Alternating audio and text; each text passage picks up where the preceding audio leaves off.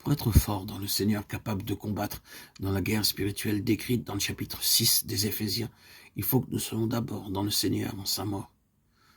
Ne savez-vous pas que nous tous qui avons été baptisés en Jésus-Christ avons été baptisés en sa mort? Romains 6, 3. Il faut que nous soyons plantés, littéralement faits une même plante, en sa mort, avant de pouvoir être forts en sa vie. Il ne dit pas qu'il fortifiera votre vie. Il ne dit pas qu'il va vous glorifier.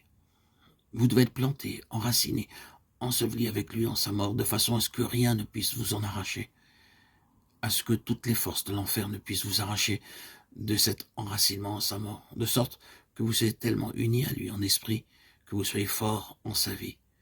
Mettez-vous bien dans l'esprit que vous êtes mort au péché, et que vous vivez à Dieu en Jésus-Christ votre Seigneur. Romains 6, 11.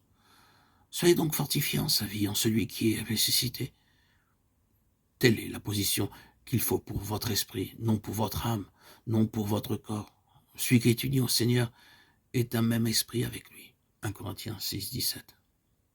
Non pas un mélange d'âme et d'esprit, mais l'âme ayant été répandue en oblation en sa mort.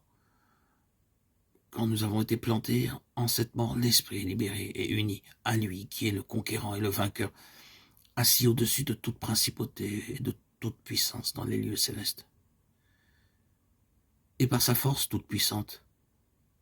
Être fort dans le Seigneur signifie être fort de sa force toute puissante.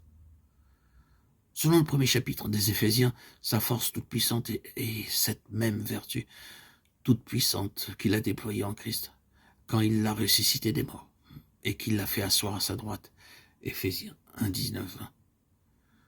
Cette même force toute puissante peut s'emparer de notre esprit et l'élever dans cette position de victoire. Votre esprit n'y atteindra jamais, à moins que vous ne soyez expérimentalement unis à celui qui s'y trouve, par sa force toute puissante. Cette même force est celle qui ressuscita Jésus des morts et l'emporta à travers les puissances de l'air, car il passa à travers ces puissances jusqu'au ciel où il s'assit. Soyez fortifiés dans cette position, dans votre esprit, dans cette force de l'esprit qui procède de l'union avec celui qui vainquit et s'assied à cette place de victoire et de puissance. Nous sommes si occupés de nos corps, nous désirons tant être fortifiés corporellement, mais si nos esprits sont forts, nos corps le deviendront aussi. Notre corps ne doit pas porter notre esprit, mais c'est notre esprit qui doit dominer notre corps.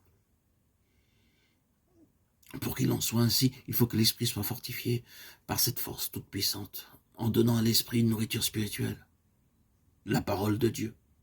Voilà cette nourriture. Ces paroles sont esprit et vie. Lorsque l'esprit est fort, il assimile la nourriture spirituelle de la Bible et notre esprit est nourri.